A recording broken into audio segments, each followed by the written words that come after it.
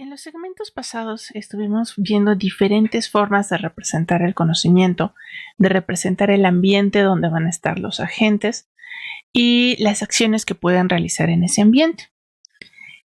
Y todo eso lo podríamos aplicar a la descripción de los estados donde vamos a estar trabajando y las transiciones entre esos estados. Recordemos a nuestros elementos sigma con su conjunto de estados posibles, conjunto de acciones que puede realizar un agente. A veces tenemos los eventos, pero veíamos que en las descripciones más sencillas pues no van a existir eventos.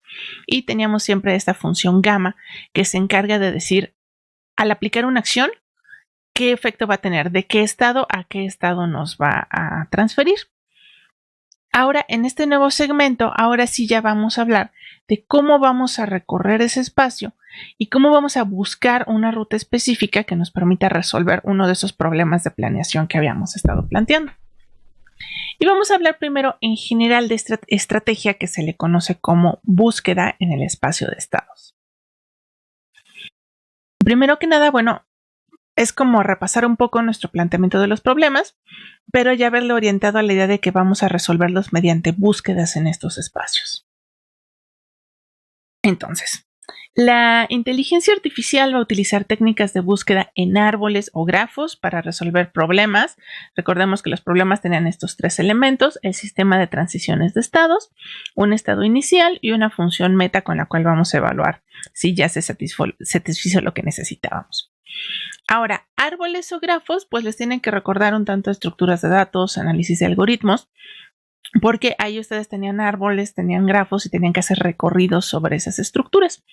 Bueno, nosotros vamos a ver a los problemas de planeación, concretamente al sistema de transiciones de estados en forma de grafo, y vamos a tener que recorrerlo.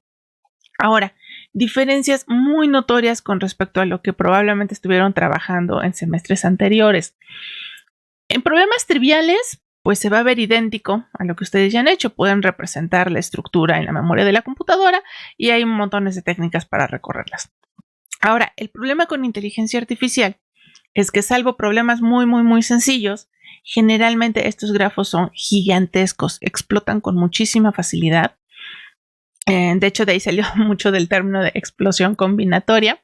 Hay tantas posibilidades de acciones que se pueden aplicar en diferentes estados y esto empieza a ramificar tremendamente, y es muy común encontrar en las demostraciones de complejidad que se requieren una cantidad de memoria mayor al número de átomos que existen en el universo, o una cantidad de tiempo mucho más grande que la edad que tiene el universo. Entonces, definitivamente ese tipo de planteamientos, pues recorrer todo el grafo o almacenarlo completamente en la memoria de una computadora, no son factibles ni aunque tuvieran todo el internet disponible para ustedes, ¿no? Entonces, en inteligencia artificial, por lo general, no vamos a estar generando el espacio de búsqueda en la memoria, sino que solamente vamos a estar generando segmentos de ese espacio donde vamos a estar realizando nuestra búsqueda. Cualquier otra cosa, pues simple y sencillamente no va a caber y no va a haber recurso que nos alcance. Entonces, pues sí, por donde sí vamos a tener que empezar es obviamente por nuestro nodo inicial, donde vamos a partir con la búsqueda, y a partir de ahí vamos a tratar de construir una ruta. El objetivo de la búsqueda es encontrar una ruta descrita por una secuencia de acciones. Recuerden que dada una acción y un estado, con la función gamma ya sabemos a qué estado vamos a transitar. En ese nuevo estado vamos a aplicar una nueva acción y esto nos va a generar también una sucesión de estados. Entonces basta con que nosotros podamos enumerar las acciones y vamos a poder reconstruir esa ruta. Entonces esa ruta va a ir desde SI hasta algún nodo tal que satisfaga nuestra descripción de la función meta. Entonces recuerden, en toda esta búsqueda solamente vamos a generar un cachito del espacio y vamos a intentar que lo que vayamos generando pues sea lo más eficiente posible, ¿no? Y vamos a tener que ir contabilizando muy bien cuáles son nuestros recursos. Entonces, ¿cómo se va a ver esto cuando lo queramos implementar en la computadora? Bueno, curiosamente vamos a tener que distinguir entre dos cosas. Uno va a ser nuestro sistema de transiciones, que ya es un grafo. Y otra cosa va a ser la estructura de datos, que va a ser una búsqueda sobre ese grafo. Entonces, podemos pensarlo como dos estructuras de datos diferentes, bueno, dos estructuras diferentes. De hecho, frecuentemente el sistema de transiciones de estados pues va a estar descrito implícitamente, pero nunca lo vamos a generar. El que sí vamos a generar va a ser nuestra estructura de datos que corresponde a la búsqueda que estamos realizando sobre ese sistema de transiciones. Y para generar esta estructura, vamos a definir ahora lo que le vamos a llamar el nodo de una búsqueda.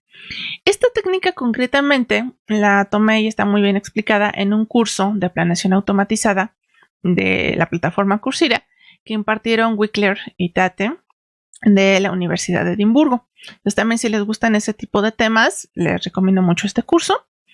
Ahorita lo que nosotros vamos a tomar de ellos va a ser precisamente esta estructura de datos para poder realizar la búsqueda sobre el sistema de transiciones.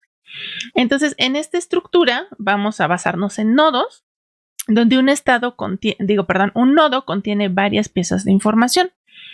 En particular, adentro del nodo vamos a tener el estado, o sea, la representación de un estado en el espacio de estados.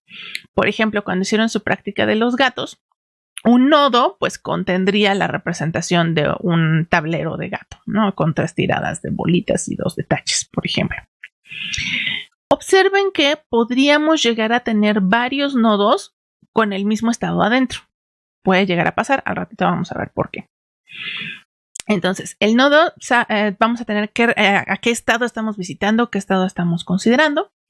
Además de eso, como lo que estamos buscando es una secuencia de acciones, una secuencia de estados que vamos a ir recorriendo hasta llegar a la meta, nos va a ser sumamente útil que este nodo tenga una referencia hacia su nodo padre.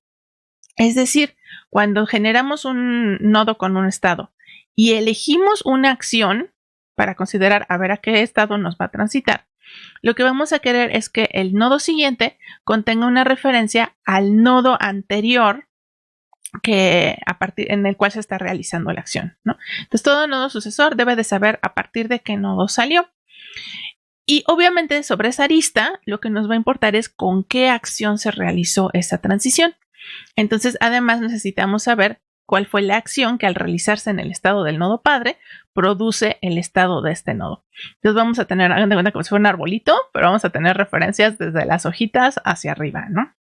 Hacia el estado inicial, o si estuvieran haciendo un recorrido en Dijkstra, bueno, no solamente es que un nodo apunte hacia los hijos, también cada hijo necesita saber quién fue su padre, ¿no? Desde dónde fue visitado. Y aquí, pues lo que nos importa, insisto una vez más, es además de quién es el padre, qué acción es la que etiqueta cómo fue generado este nodo. Adicionalmente, estos dos datos son opciones. Si todas las acciones cuestan lo mismo, nos podemos omitir pero si hay acciones que consumen más recursos que otras, entonces también nos va a interesar el costo por haber realizado esa acción. Y entonces otro dato que vamos a necesitar guardar va a ser el costo total del camino que lleva a este nodo. Cuando nos encontremos en este caso, frecuentemente nos va a interesar resolver los problemas de tal manera que el costo sea mínimo. A lo mejor podría requerir más acciones, pero si el costo total va a ser más pequeño, pues lo vamos a preferir que otros caminos que requieran menos acciones, pero pues que cada una de esas acciones son muy costosas. Los costos los pueden asociar, es muy fácil pensarlo en, por ejemplo, viajes de una ciudad a otra. Los costos podrían incluir desde la longitud de las carreteras hasta el precio de las casetas, por ejemplo. Otro elemento que también podría llegar a ser interesante es la profundidad a la que se encuentra este nodo. ¿Cuántas acciones llevamos desde que empezamos en el nodo inicial y hasta que llegamos al nodo actual? Ok, en la siguiente sección empezaremos a ver las técnicas para recorrer este sistema de transiciones.